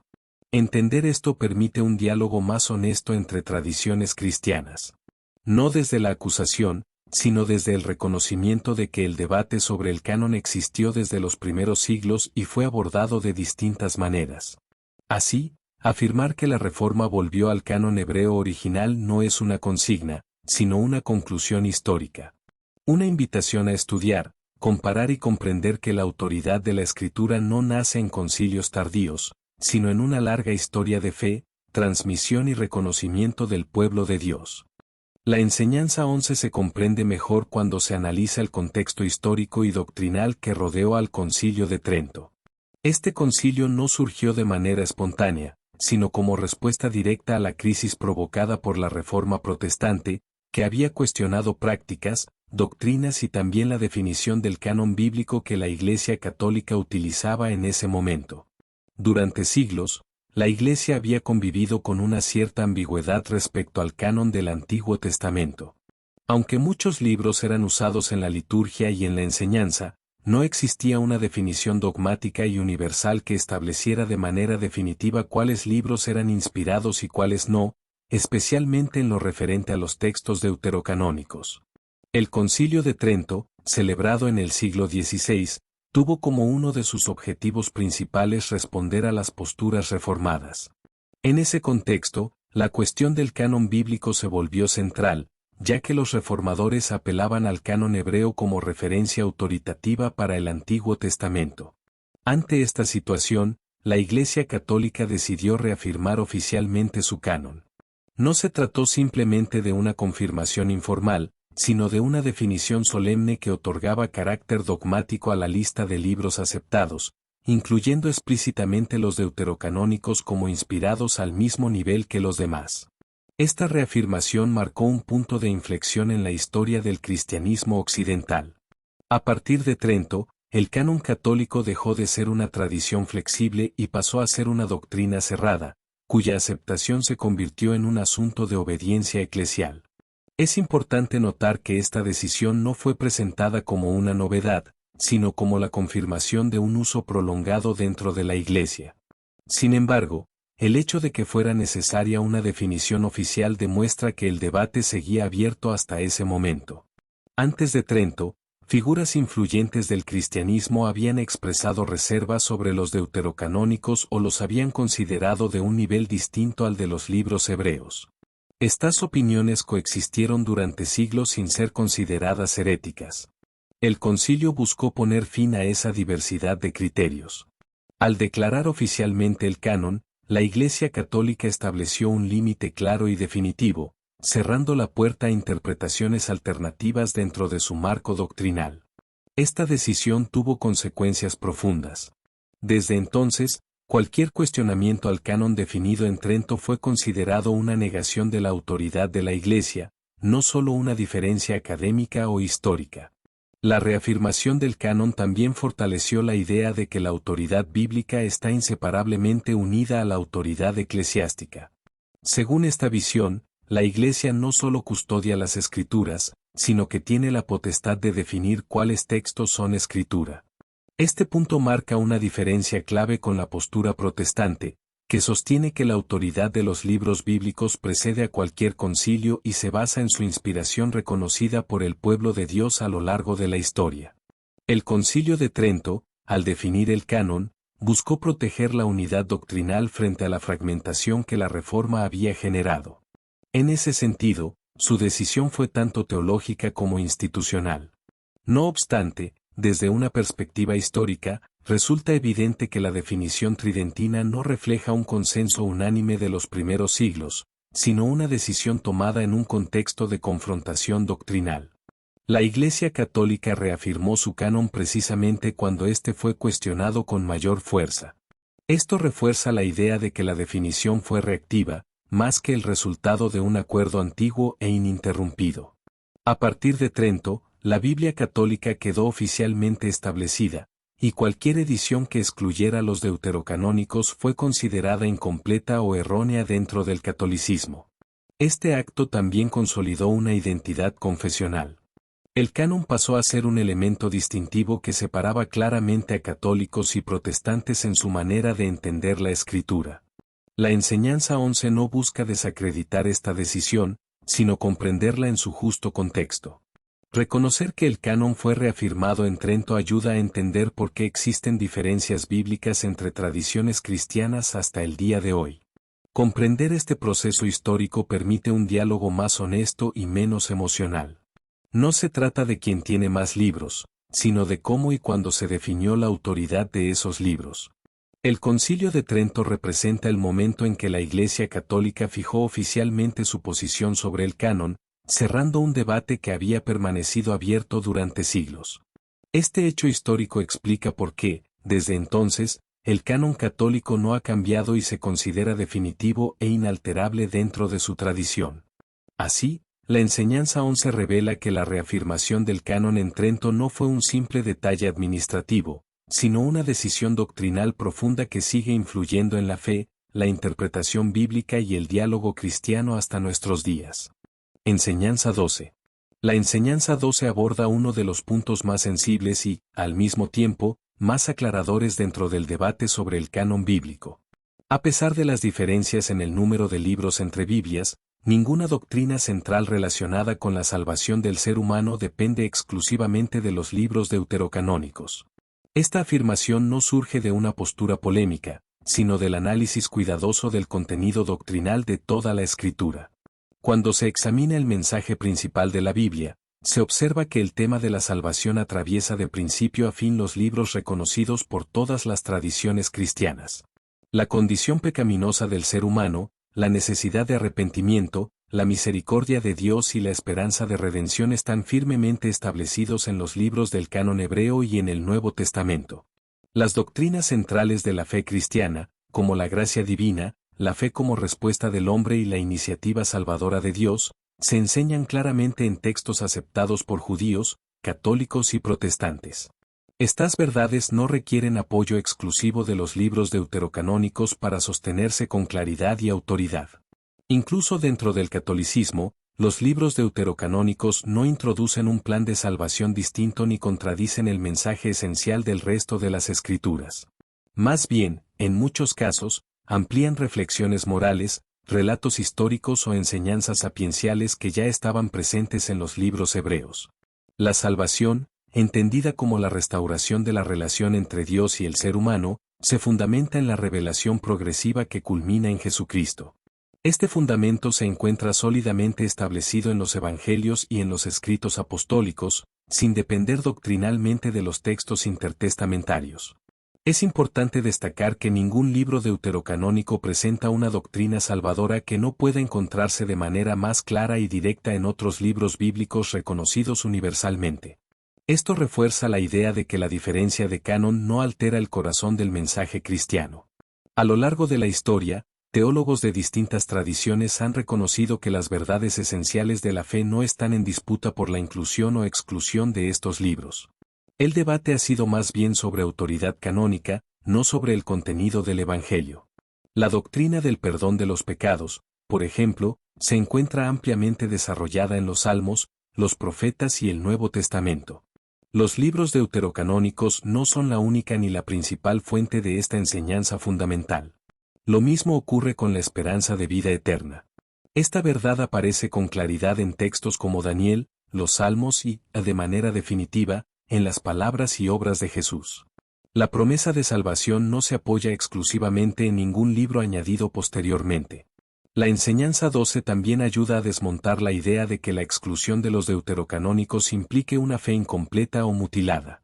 La estructura doctrinal de la salvación permanece intacta en el canon hebreo y apostólico. Desde una perspectiva pastoral, esto ofrece tranquilidad a los creyentes. La fe no descansa sobre una lista específica de libros, sino sobre la fidelidad de Dios revelada consistentemente en su palabra. Incluso las prácticas que algunos asocian erróneamente con la salvación, como obras o méritos humanos, no encuentran en los deuterocanónicos una base exclusiva que redefina el plan redentor de Dios. La centralidad de Cristo como Salvador no se ve afectada por la presencia o ausencia de estos libros. Él sigue siendo el eje, el cumplimiento de las promesas y el mediador entre Dios y los hombres según todas las escrituras aceptadas. Esta enseñanza también invita a separar lo esencial de lo secundario. El número de libros pertenece al ámbito histórico y canónico, mientras que la salvación pertenece al núcleo del mensaje revelado. Comprender esto evita discusiones innecesarias y permite enfocar la fe en lo verdaderamente transformador. La Biblia, en cualquiera de sus cánones históricos, apunta hacia el mismo Dios y la misma esperanza. La enseñanza 12 no minimiza la importancia de estudiar los deuterocanónicos, pero sí los ubica correctamente dentro del panorama doctrinal. No son el pilar de la salvación, sino textos complementarios para ciertas tradiciones. Esta claridad fortalece el diálogo entre cristianos de distintas confesiones. Al reconocer que compartimos las mismas verdades esenciales, se reduce la división y se fomenta el respeto mutuo. El mensaje central de la Biblia permanece firme. Dios busca al ser humano, ofrece perdón y extiende gracia. Esta verdad no depende de libros adicionales, sino del carácter fiel de Dios. Por eso, la diferencia de canon no debe entenderse como una diferencia de salvación. La fe cristiana se sostiene sobre fundamentos compartidos que trascienden listas y concilios. Enseñanza 13. La enseñanza 13 es fundamental para disipar uno de los temores más comunes entre los creyentes, la idea de que, por existir Biblias con distinto número de libros, también existirían dos evangelios diferentes. Esta preocupación surge del desconocimiento histórico y bíblico, pero al analizar con cuidado las escrituras se descubre que el mensaje central permanece intacto y unificado. El Evangelio no es una colección de libros, sino una noticia divina. Es el anuncio de lo que Dios hizo para rescatar al ser humano. Ese mensaje no nace en los libros deuterocanónicos ni depende de ellos, sino que se revela de manera clara y progresiva desde el Antiguo Testamento hebreo hasta su cumplimiento en Jesucristo. Cuando se habla de Evangelio, se habla de la obra salvadora de Dios manifestada en la vida, muerte y resurrección de Jesús. Esta verdad se encuentra plenamente desarrollada en los 4 evangelios y en las cartas apostólicas, libros aceptados sin discusión por todas las tradiciones cristianas. Ni la Biblia católica ni la Biblia protestante presentan un evangelio alternativo.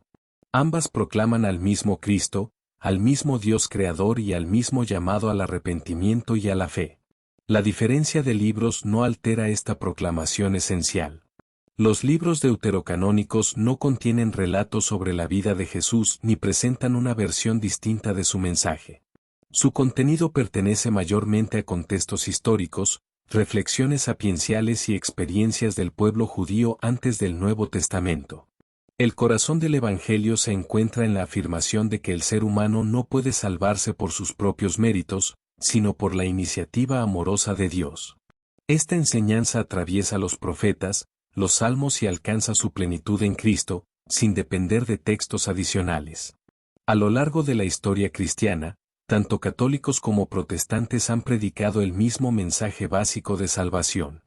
La fe en Jesucristo como Señor y Salvador ha sido el eje común, más allá de las diferencias canónicas. La existencia de 2 cánones del Antiguo Testamento no produjo 2 iglesias con 2 salvaciones distintas. Produjo tradiciones con enfoques históricos diferentes, pero con un núcleo doctrinal compartido. El Nuevo Testamento, que define y explica el Evangelio, es idéntico en todas las Biblias cristianas.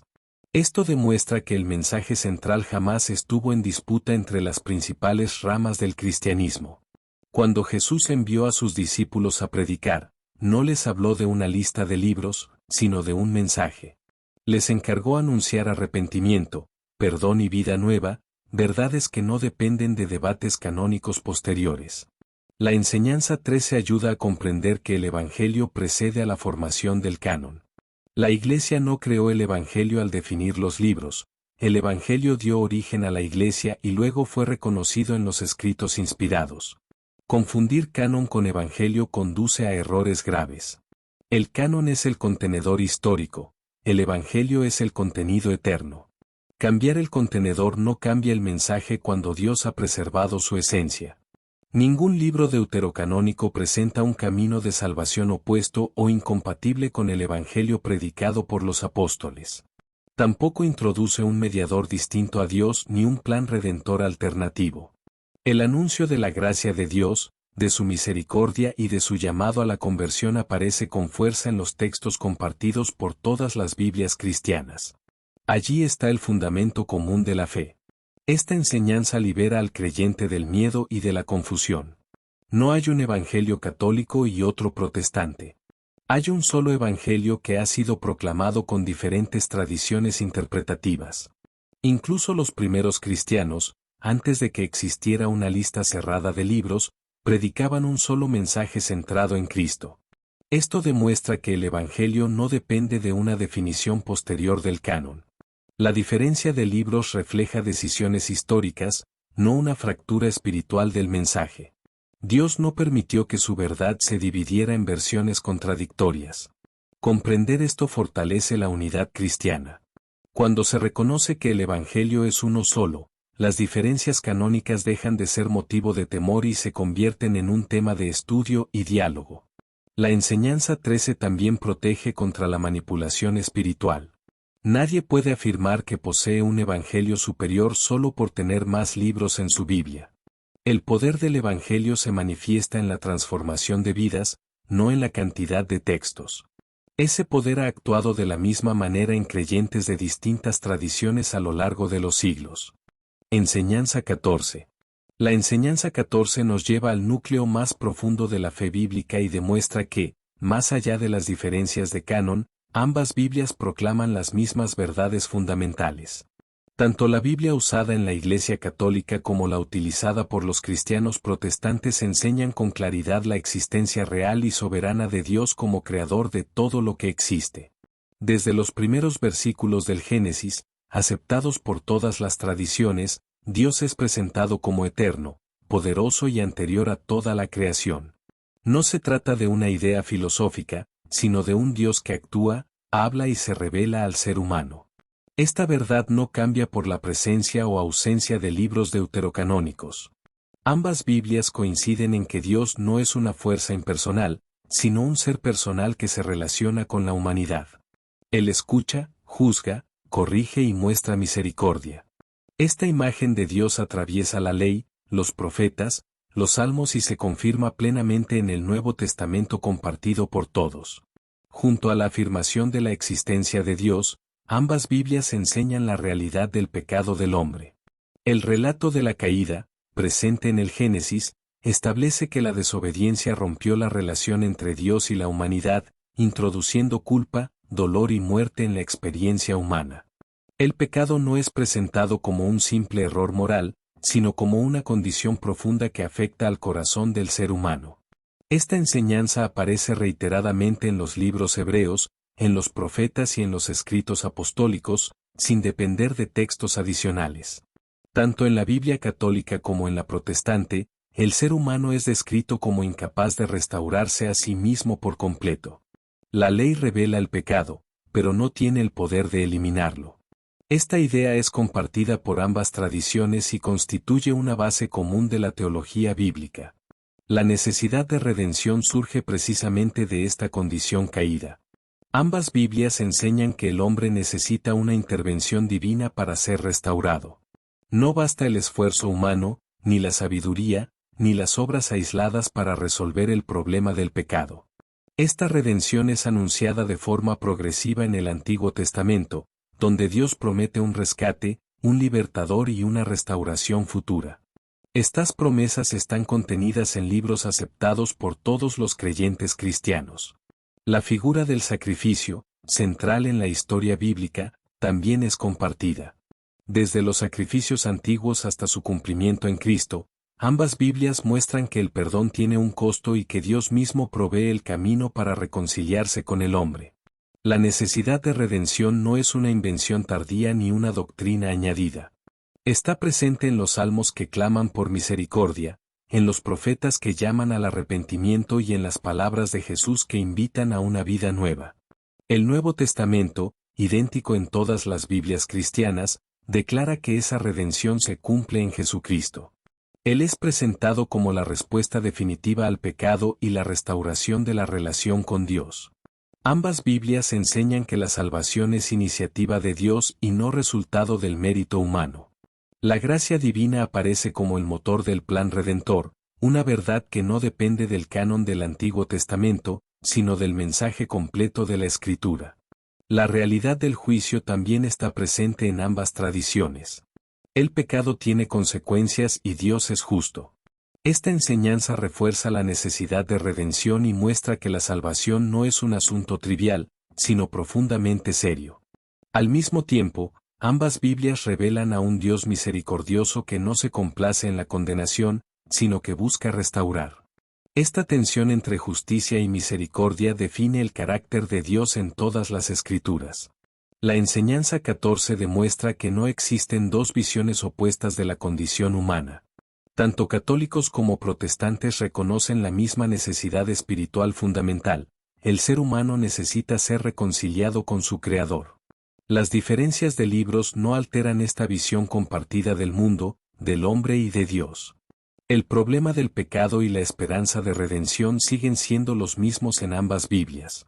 Esta coincidencia doctrinal explica por qué millones de creyentes, usando Biblias distintas, experimentan una fe similar y una transformación espiritual comparable. El mensaje central que toca el corazón es el mismo.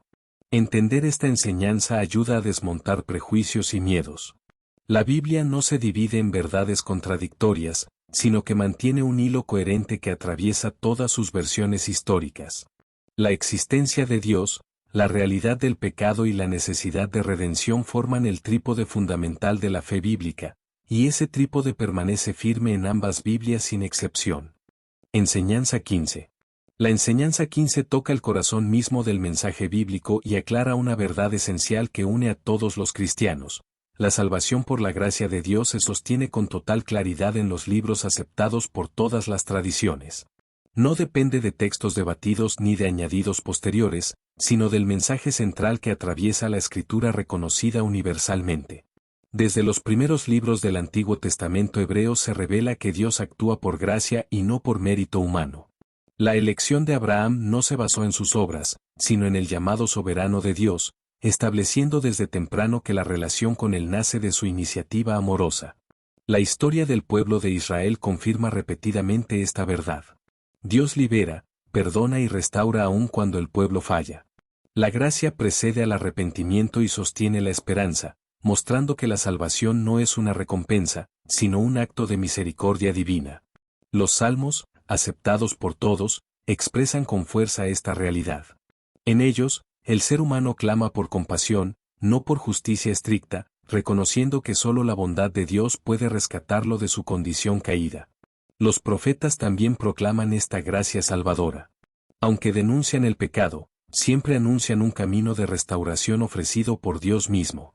La salvación es presentada como un regalo futuro, no como un logro humano. El libro de Isaías, compartido por todas las Biblias cristianas, habla claramente de un siervo que cargaría con el pecado del pueblo. Esta imagen anticipa una salvación basada en la obra de otro, no en el esfuerzo personal del pecador. Cuando se llega al Nuevo Testamento, esta enseñanza alcanza su máxima claridad. Los evangelios muestran a Jesús ofreciendo perdón antes incluso de que las personas demuestren merecerlo. Su trato con los marginados revela una gracia que rompe esquemas religiosos. Las palabras de Jesús confirman que la salvación es un don. Él invita a venir, a recibir, a creer, no a acumular méritos. Esta enseñanza está firmemente establecida en libros que nadie discute como inspirados. Las cartas apostólicas refuerzan este mensaje con absoluta claridad. Pablo explica que el ser humano es justificado por la gracia de Dios y no por las obras de la ley, una afirmación que se encuentra en textos aceptados por todos los cristianos. Esta gracia no se presenta como una licencia para el pecado, sino como el fundamento de una vida transformada. La salvación cambia el corazón antes de cambiar la conducta, una idea central del Evangelio compartido. Pedro, Juan y los demás apóstoles también proclaman esta verdad. Ellos hablan de una salvación obtenida por la obra de Cristo, no por rituales, sacrificios humanos o esfuerzos personales. La cruz, centro del mensaje cristiano, representa la gracia en su forma más pura. Allí Dios actúa a favor del hombre cuando el hombre no puede hacer nada por sí mismo. Este mensaje está contenido en el núcleo del Nuevo Testamento común. La resurrección confirma que la salvación es un acto poderoso de Dios. No es el resultado de una mejora moral progresiva, sino una intervención divina que da vida donde había muerte. La enseñanza 15 muestra que no existe una diferencia doctrinal esencial en este punto entre Biblias. La gracia salvadora no depende de libros discutidos, sino de los textos que todos reconocen como palabra de Dios. Esta realidad ofrece seguridad al creyente. La fe no descansa en debates históricos, sino en una verdad clara, repetida y afirmada en toda la escritura compartida. Comprender esto libera de la confusión y del temor. Nadie necesita preguntarse si posee la Biblia correcta para ser salvo, porque la gracia está revelada con claridad en los libros aceptados universalmente. La salvación por gracia también preserva la humildad. El ser humano no puede atribuirse el mérito, porque todo procede de Dios. Esta enseñanza atraviesa la Biblia común de principio a fin. Esta verdad ha sostenido a creyentes de distintas tradiciones a lo largo de los siglos. Aunque difieran en prácticas o estructuras, comparten la misma confianza en la gracia divina. La enseñanza 15 también fortalece el diálogo entre cristianos. Al reconocer que la base de la salvación es compartida, las diferencias secundarias pierden su peso divisivo. El mensaje de la gracia no es ambiguo ni débil. Está firmemente establecido en los libros aceptados por todos y ha resistido siglos de estudio, persecución y reflexión teológica. La Biblia común proclama que Dios salva porque ama, no porque el hombre merezca. Esa es la esencia del Evangelio y el fundamento de la fe cristiana. Enseñanza 16. La enseñanza 16 nos lleva a comprender un principio clave para entender por qué ciertos libros fueron reconocidos como bíblicos y otros no. La autoridad de un texto no se impuso por decreto humano, sino que fue reconocida por su coherencia con la revelación completa de Dios a lo largo de la historia. La Biblia no es una colección arbitraria, sino un cuerpo de escritos que armonizan entre sí. Desde el inicio, Dios se reveló de manera progresiva. No dijo todo en un solo momento, sino que fue mostrando su carácter, su voluntad y su plan redentor paso a paso. Por eso, los escritos considerados inspirados mantienen una unidad temática y teológica que atraviesa siglos, autores y contextos distintos. Un libro bíblico verdadero no contradice lo que Dios ya había revelado anteriormente. Al contrario, confirma, amplía y profundiza esa revelación. Esta coherencia interna fue una de las señales más claras que permitió al pueblo de Dios reconocer que escritos tenían autoridad divina. La revelación completa de Dios muestra un mismo carácter desde el Génesis hasta el Nuevo Testamento. Dios es santo, justo, misericordioso y fiel. Los libros reconocidos como bíblicos reflejan consistentemente estos atributos sin presentar un Dios cambiante o contradictorio. La autoridad bíblica también se reconoce porque el mensaje central permanece intacto. La caída del hombre, la necesidad de redención y la iniciativa salvadora de Dios se repiten de manera coherente en todos los libros aceptados como inspirados. Los escritos que carecían de esta coherencia generaban dudas. Algunos podían ser útiles históricamente o moralmente, pero no encajaban plenamente con el hilo conductor de la revelación divina. Por esa razón, no fueron reconocidos como autoridad final para la fe. La ley, los profetas y los escritos hebreos forman una unidad que apunta hacia una esperanza futura. Esa esperanza encuentra su cumplimiento natural en la persona de Jesucristo, sin romper la lógica del mensaje anterior. Esta continuidad es una marca clara de autoridad bíblica. Cuando aparece el Nuevo Testamento, no introduce un Dios diferente, sino que revela con mayor claridad al mismo Dios. Jesús no contradice la revelación previa, sino que la cumple y la esclarece, mostrando que la coherencia es una señal de autenticidad. La autoridad de las Escrituras también se reconoce por su capacidad de interpretar correctamente la realidad humana. Los libros bíblicos describen al ser humano con una profundidad que coincide con la experiencia universal del pecado, la culpa y la necesidad de restauración. Los textos verdaderamente bíblicos no glorifican al hombre ni lo colocan como centro absoluto. Siempre dirigen la atención hacia Dios y su obra. Esta orientación constante es parte de su coherencia con la revelación completa. A lo largo de los siglos, comunidades enteras reconocieron esta autoridad sin necesidad de imposición. Los textos que transformaban vidas, corregían el corazón y apuntaban a Dios eran recibidos como palabra divina de manera natural. La coherencia doctrinal también fue clave. Los libros bíblicos no enseñan caminos opuestos de salvación ni mensajes contradictorios sobre la relación entre Dios y el hombre. Existe una armonía profunda, aún en medio de diversidad literaria. La revelación completa de Dios muestra que Él no se contradice. Por eso, los escritos que reflejan contradicciones graves respecto al carácter divino o al plan redentor fueron puestos en duda o descartados como no inspirados. La autoridad bíblica no depende de la antigüedad de un texto, sino de su fidelidad al mensaje revelado. Algunos escritos antiguos no fueron aceptados porque no armonizaban con lo que Dios ya había dado a conocer. Este principio protege a la fe de manipulaciones. Si cualquier texto pudiera ser declarado inspirado sin evaluar su coherencia, el mensaje de Dios se fragmentaría y perdería claridad. La enseñanza 16 ayuda a entender que la Biblia no es autoritaria por imposición, sino por reconocimiento. Su autoridad se percibe cuando sus libros se leen juntos y revelan una historia unificada. La revelación completa de Dios tiene un centro claro, su deseo de reconciliar al ser humano consigo mismo.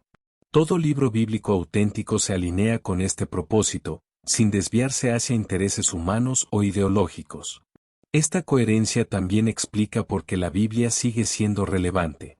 Aunque escrita en contextos antiguos, su mensaje mantiene una unidad que trasciende culturas y épocas. El creyente no confía en la Biblia a ciegas, sino porque descubre en ella una verdad consistente, profunda y transformadora. Esa experiencia confirma su autoridad espiritual. La enseñanza 16 invita a leer la Biblia como un todo, no como fragmentos aislados. Solo así se aprecia la armonía de la revelación divina y se entiende por qué ciertos libros fueron reconocidos como inspirados. Comprender este principio evita confusiones y fortalece la fe. La autoridad bíblica no es frágil ni arbitraria, sino firme, coherente y alineada con todo lo que Dios ha revelado de sí mismo. Enseñanza 18. La enseñanza 18 rompe un miedo muy común entre los creyentes, la idea de que estudiar la historia del canon bíblico puede debilitar la fe. En realidad, ocurre lo contrario. Cuando se conoce cómo se formó la Biblia, la fe deja de apoyarse en mitos frágiles y se afirma sobre una comprensión madura, honesta y profundamente sólida. Muchos temen investigar el origen del canon porque piensan que la fe necesita ignorancia para sobrevivir. Sin embargo, la fe bíblica nunca fue presentada como un salto ciego, sino como una confianza razonable en un Dios que actúa en la historia real, con personas reales y procesos reales. Conocer la historia del canon muestra que Dios no trabajó al margen del tiempo, sino dentro de él.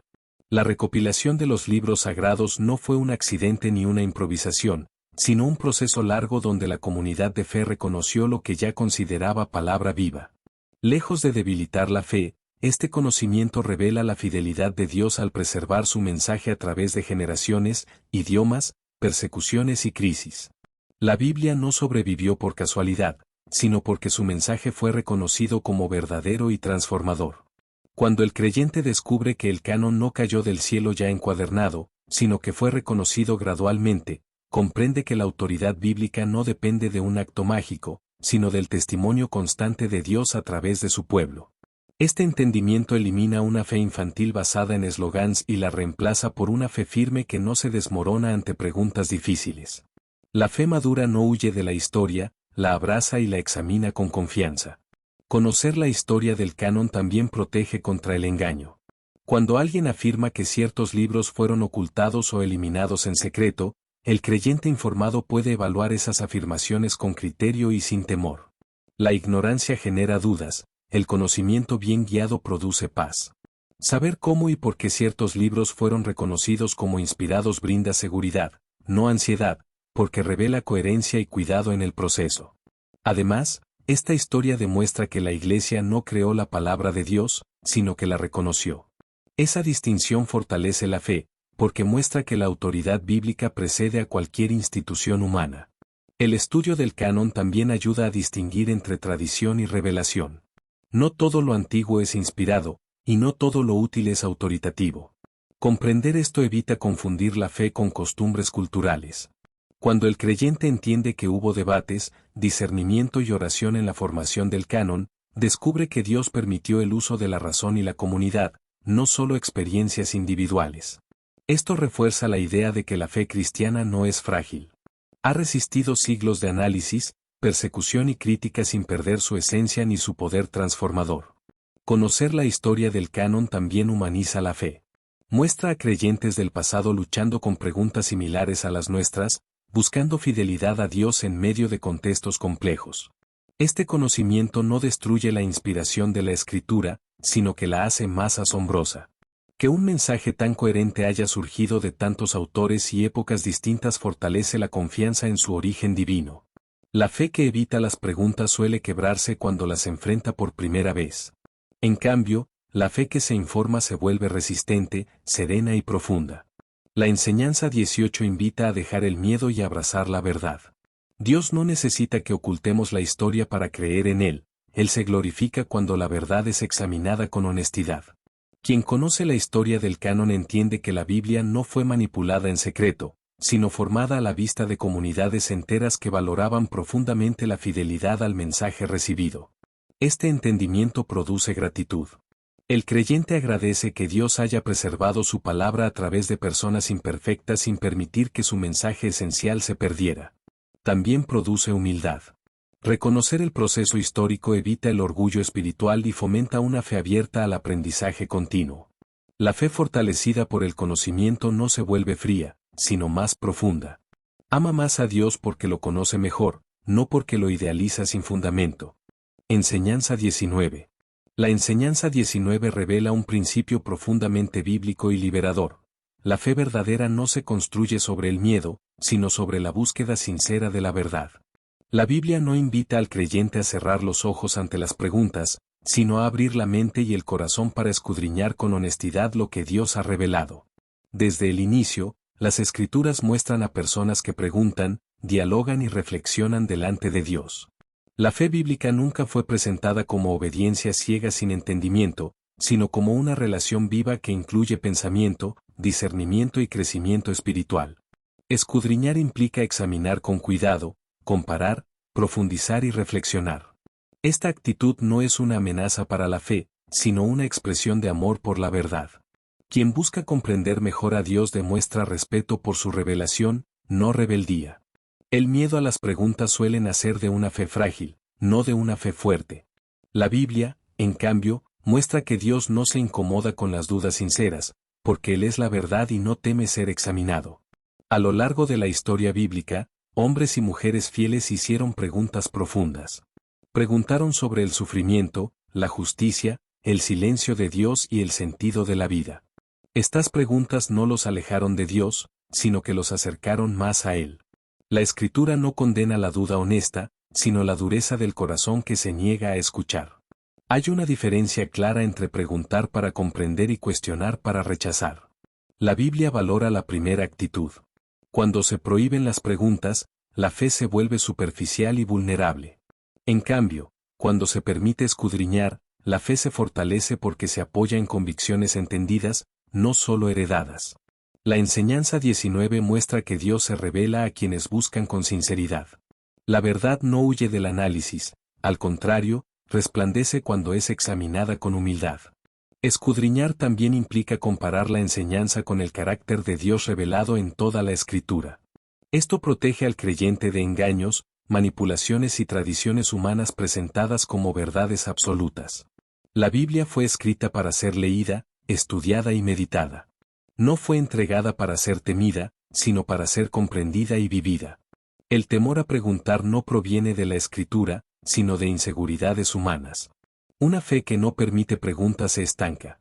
Una fe que dialoga con la verdad madura, se profundiza y se vuelve más resistente frente a las crisis. La historia del canon, la doctrina, la interpretación y la práctica cristiana siempre avanzaron gracias a creyentes que se atrevieron a preguntar con reverencia y fidelidad. Escudriñar no significa desconfiar de Dios, sino tomar en serio su palabra. Significa creer que la verdad soporta la luz y que Dios no se contradice. La enseñanza 19 también libera al creyente de la culpa por pensar. Dios creó la mente y la razón, y espera que sean usadas al servicio de la fe, no reprimidas. Cuando la Biblia invita a buscar, a llamar y a preguntar, está llamando a una fe activa, no pasiva. Una fe que crece porque entiende, no porque evita. El temor a las preguntas suele producir fanatismo o abandono de la fe. En cambio, la apertura sincera produce creyentes firmes, humildes y bien fundamentados. La fe cristiana no necesita muros de silencio para protegerse. Necesita verdad, diálogo y confianza en que Dios sigue siendo Dios aun cuando no entendemos todo. Escudriñar también enseña paciencia. No todas las respuestas llegan de inmediato, pero el proceso de búsqueda fortalece la relación con Dios. La Biblia no promete eliminar todas las dudas, pero sí promete guiar al que busca con corazón sincero. Esa promesa atraviesa toda la revelación bíblica. La enseñanza 19 recuerda que una fe que no puede ser cuestionada es una fe que no ha sido comprendida. Dios no llama a temer las preguntas, sino a caminar con Él en la búsqueda de la verdad. Enseñanza 20. La enseñanza 20 cierra este recorrido recordando una verdad profunda y tranquilizadora. Dios permitió que la recopilación de las Escrituras ocurriera mediante procesos humanos, pero nunca dejó en riesgo su mensaje esencial. La fe bíblica no depende de una perfección editorial humana, sino de la fidelidad divina que guía la historia. Desde el principio, Dios eligió revelarse a través de personas reales, con contextos, lenguas y culturas distintas. Esa elección implica proceso, tiempo y discernimiento comunitario. Lejos de debilitar la revelación, este camino la hace cercana, comprensible y encarnada en la historia humana. La recopilación de los libros sagrados no fue un acto instantáneo, sino una obra prolongada de reconocimiento. Comunidades de fe leyeron, oraron y compararon escritos, identificando aquellos que reflejaban con claridad la voz de Dios y su propósito redentor. Permitir un proceso humano no significa ausencia de control divino. Dios actuó soberanamente a través de decisiones responsables, debates honestos y consensos espirituales, asegurando que lo esencial no se perdiera ni se corrompiera. El mensaje central de la Biblia se mantuvo intacto a lo largo de generaciones. Dios crea, el ser humano cae, Dios promete restauración y cumple esa promesa de manera definitiva. Este hilo no se rompe, a pesar de la diversidad de autores y épocas. Las variaciones históricas en la forma, el orden o la cantidad de libros no alteraron el contenido esencial de la fe.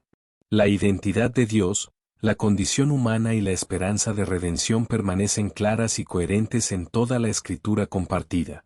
La transmisión de los textos atravesó exilios, persecuciones y cambios de idioma. Aún así, el mensaje sobrevivió con una consistencia sorprendente, lo que revela una preservación que va más allá de la capacidad humana. Dios no prometió eliminar todo desafío histórico, pero sí prometió hablar y hacerse conocer. Cumplió esa promesa asegurando que su verdad fuera suficiente, comprensible y salvadora para cada generación. El proceso humano permitió discernir, no inventar. La comunidad de fe no creó la revelación, la recibió, la custodió y la reconoció. Esta distinción es clave para comprender cómo Dios guarda su mensaje. Incluso cuando hubo debate sobre libros, no hubo confusión sobre el corazón del Evangelio. La salvación, la gracia y la centralidad de Cristo nunca estuvieron en riesgo por decisiones canónicas. La enseñanza 20 muestra que Dios confía en la responsabilidad humana sin abdicar de su soberanía. Esta combinación revela un Dios que gobierna la historia sin anular la participación del ser humano. El mensaje esencial no depende de detalles secundarios. La Biblia no necesita uniformidad absoluta para ser verdadera, necesita fidelidad al propósito de Dios, y esa fidelidad se mantuvo. La diversidad de géneros y voces en la Escritura no fragmenta el mensaje, lo enriquece. Cada libro aporta perspectiva sin contradecir la verdad central que Dios quiso comunicar. A través del tiempo, Dios permitió que su palabra fuera examinada, traducida y estudiada. En ese proceso, la esencia permaneció firme, accesible y viva para quienes buscan con sinceridad. Esta preservación inspira confianza.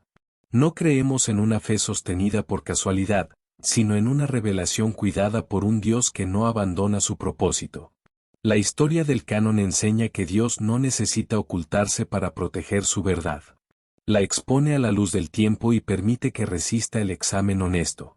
El creyente informado descubre que la fe no se apoya en una ilusión frágil, sino en una verdad probada por generaciones. Esto produce una confianza serena y madura. Dios guardó intacto lo esencial porque lo esencial es lo que salva, transforma y guía. Nada necesario para la fe quedó fuera del alcance del pueblo de Dios. La enseñanza 20 invita a descansar en esta certeza.